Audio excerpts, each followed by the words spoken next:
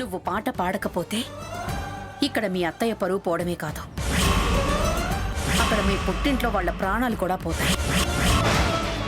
బాగా ఆలోచించుకో.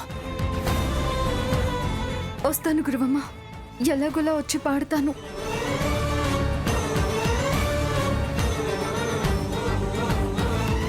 అరుణ్ బాబు గారిని రమ్మని చెప్పి ఆయన్ని ఇక్కడ పెట్టి నేను పాట పాడడానికి వెళ్ళాలి. ఇంతకన్నా నాకు వేరే మార్గం లేదు.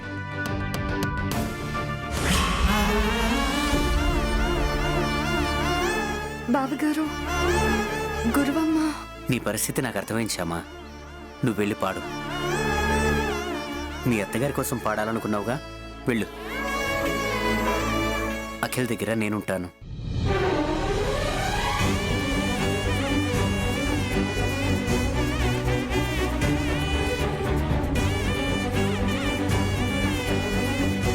ఇలాంటి పరిస్థితుల్లో ఉన్న మిమ్మల్ని వదిలిపెట్టి పాట పాడడానికి వెళుతున్నందుకు నన్ను క్షమించండి. ఇటువంటి పరిస్థితి ఇంకెప్పుడు రాకుండా చూసుకుంటాను. నేను రూపారాణికి పాడే ఆఖరి పాట ఇదే అయ్యేలా చూసుకుంటాను. దయచేసి ఈ ఒక్కసారికి నన్ను క్షమించండి.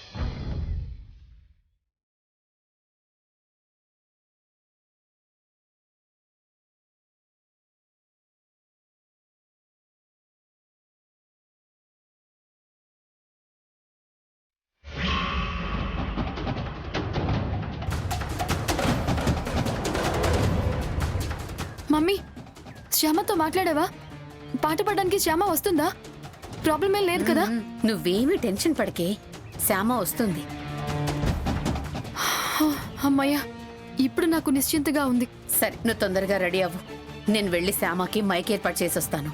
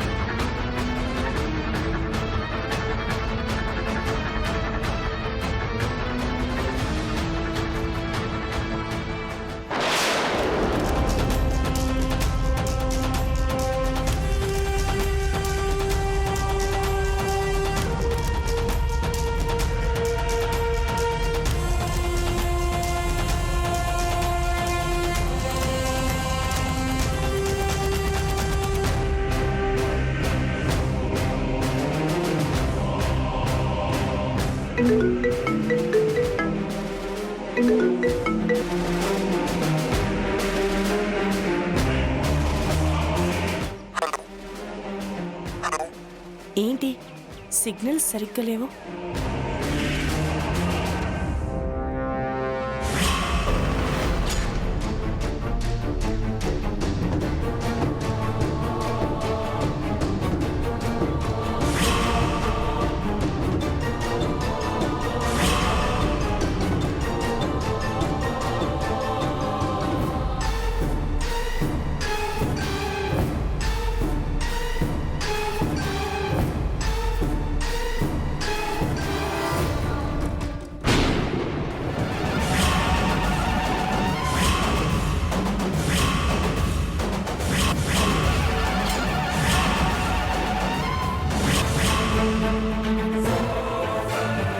ఎందుకు శ్యామ భయపడుతున్నావు? తప్పు చేసేవాళ్లే భయపడాలి. ధర్మం తప్పిన వాళ్ళు భయపడాలి. ఆపద్ధర్మంగా చేసే ఏ పనికి భయపడక్కర్లేదు. అశ్వత్థామ హతః కుంజరః అన్న మాట వినే ఉంటావు కదా. ధర్మరాజు అంతటి మహానుభావుడే ఆపద్ధర్మంగా ఆ మాట అన్నాడు. అది మాటైనా, పాటైనా, ఆటైనా, వేటైనా, ఏదైనా సరే ఆపద్ధర్మంగా చేయాల్సింది చెయ్యటం ధర్మమే అవుతుంది. నీ ధర్మాన్ని నువ్వు నిర్వర్తించు.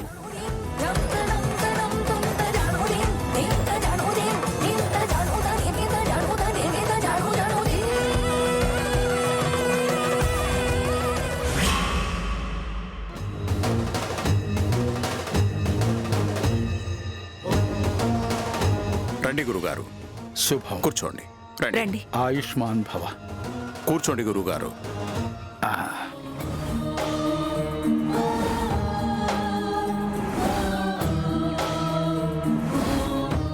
గురుగారు, రూపారాణి రెడీ అవుతుంది, వచ్చేస్తుందండి. అలాగే అమ్మా.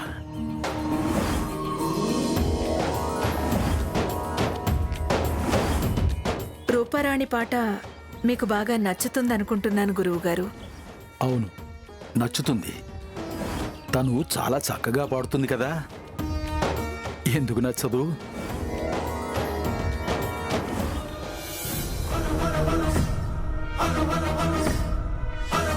ఏంటి ఇంత లేటుగా వచ్చావు?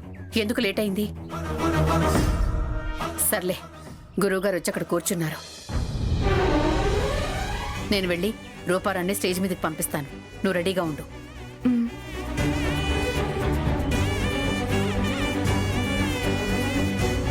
అఖిల్ బాబు, మిమ్మల్ని అటువంటి పరిస్థితుల్లో వదిలేసి కూడా వచ్చాను. అందుకు నన్ను క్షమించండి. అత్తయ్య గారి కోసం ఇలా పాట పాడక తప్పడం లేదు. దయచేసి నన్ను మన్నించండి అఖిల్ బాబు.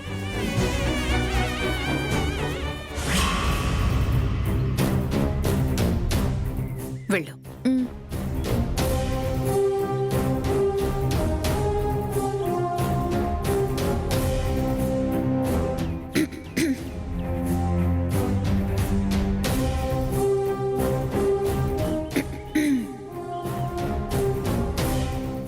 అందరికీ నమస్కారం.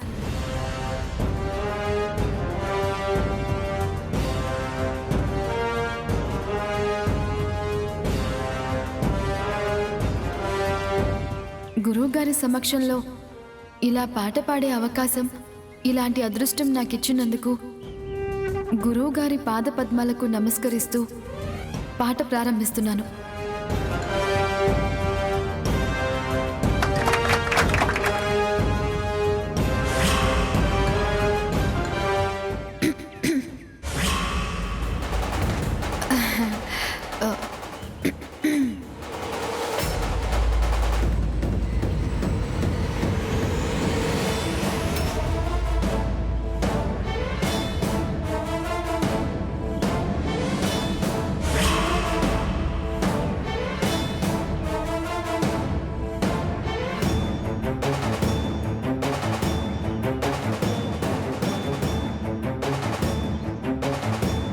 ఏంటి గురువమ్మ మళ్ళీ మళ్ళీ స్టేజ్ వెనక్కి చూస్తోంది? శ్యామ కోసం అయి ఉంటుందా?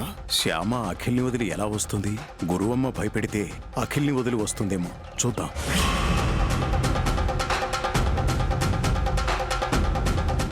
ఎక్కడికండి? Urgent call, మాట్లాడొస్తాను.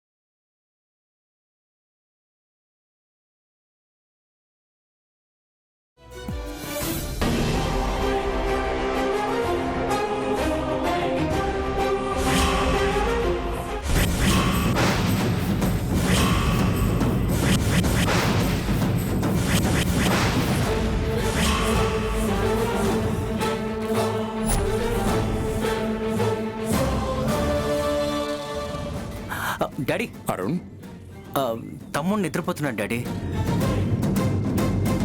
Okay okay. నువ్వేంట్రా ఎక్కడున్నావు? ఆ, అది అఖిల్కి తోడుగా ఉన్నాను డాడీ. అఖిల్కి తోడుగా నువ్వు ఉండడం ఏంటి? శ్యామను ఉండమని చెప్పాం కదా.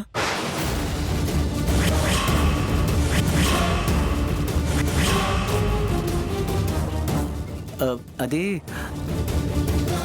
లేదా? శ్యామ ఇక్కడ లేదా? అంటే డాడీ అది రూపారాణి పాట పెట్టానంటే నేనే పంపించాను. ఏదో జరుగుతోంది. ఓకే, పాట వింటానంటే నువ్వు పంపించావా? ఆ, సర్లే, నువ్వు అఖిల్ని జాగ్రత్తగా చూసుకో. Okay daddy. అఖిల్ని వదిలిపెట్టి శ్యామ పాట వినటానికి వెళ్ళడం ఏంటి? Something is wrong. సర్లే, జాగ్రత్తగా చూసుకో. వస్తాను. ఆ.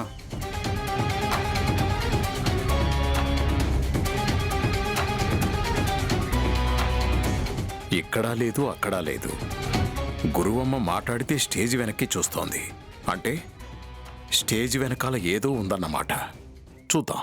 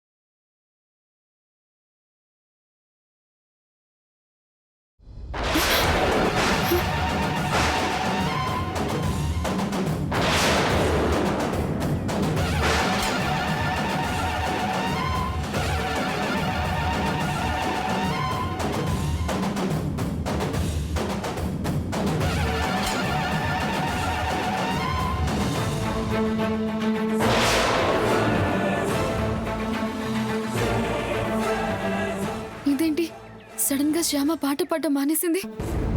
ఇదేంటి మైక్ లేదు, ఇందులో ఎవరు తీశారు?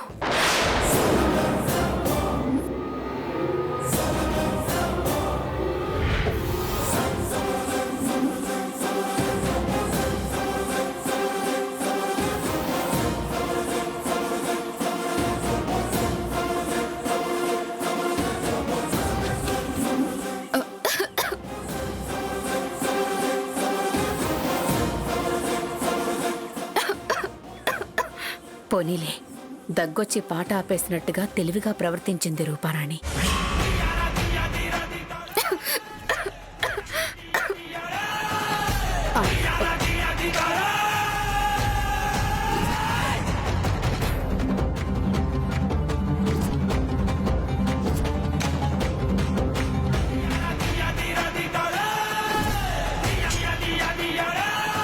మంచినీళ్ళు తాగు.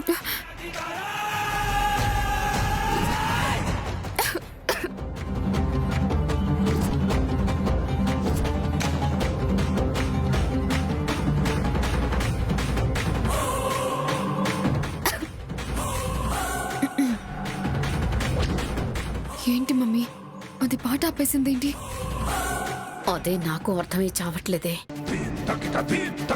సర్లే, పాట అయిపోయిందిగా, నేను ఏదో ఒక విధంగా మేనేజ్ చేస్తాను.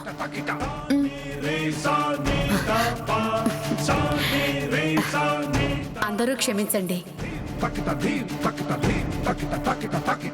సడన్ గా రూపారాణికి దగ్గు రావడంతో గొంతు చీరపోయింది. అందువల్ల రూపారాణి పాట పూర్తిగా పాడలేకపోతుంది. దయచేసి మీరందరూ క్షమించవలసిందిగా కోరుకుంటున్నాం. పర్వాలేదమ్మా.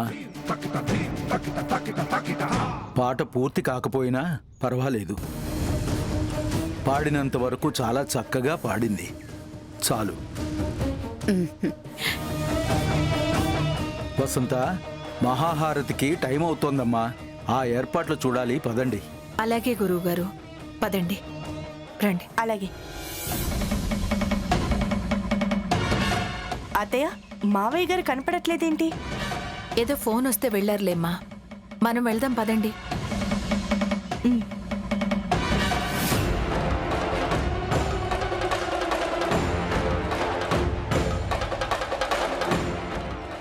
అమ్మయ్యా, గండం గడిచింది. ఆ, అసలు శ్యామ సడన్ గా పాట ఎందుకు ఆపిందో కనుక్కుందాం పద. రా.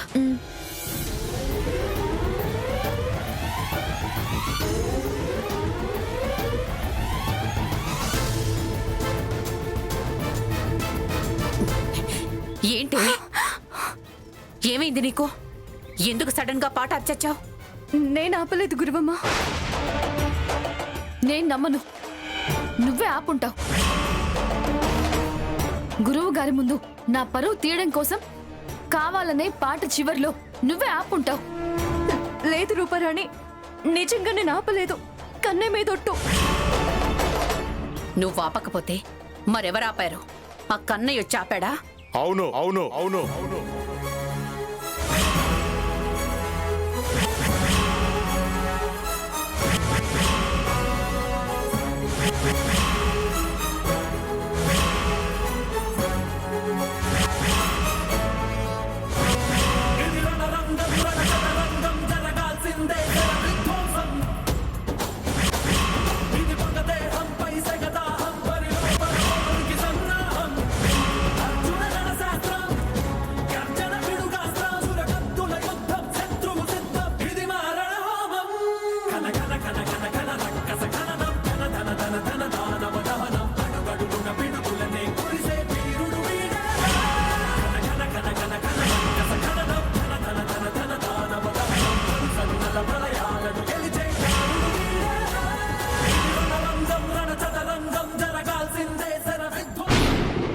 ఈ కేబుల్ని పీకి ఆ పాట నేనే ఆపాను.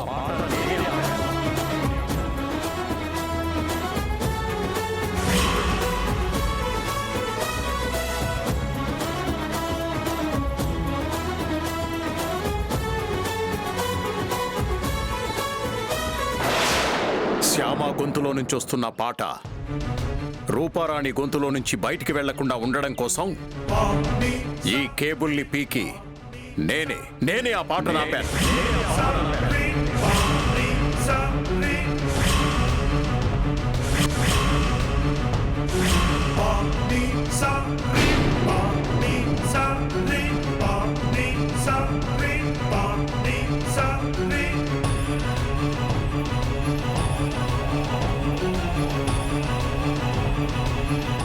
నన్ను క్షమించండి మామయ్య గారు.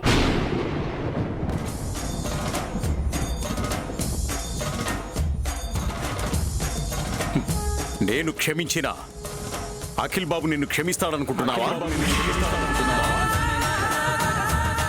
అబద్ధాలు చెప్పేవాళ్ళని, మోసాలు చేసేవాళ్ళని అసహించుకునే అఖిల్ బాబు నిన్ను క్షమిస్తాడనుకుంటున్నావా?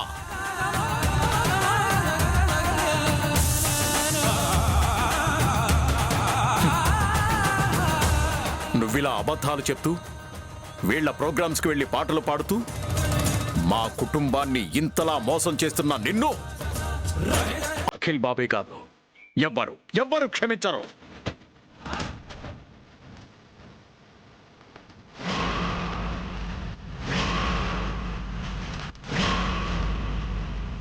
మామయ్య గారు, దయచేసి నా పరిస్థితిని అర్థం చేసుకోండి.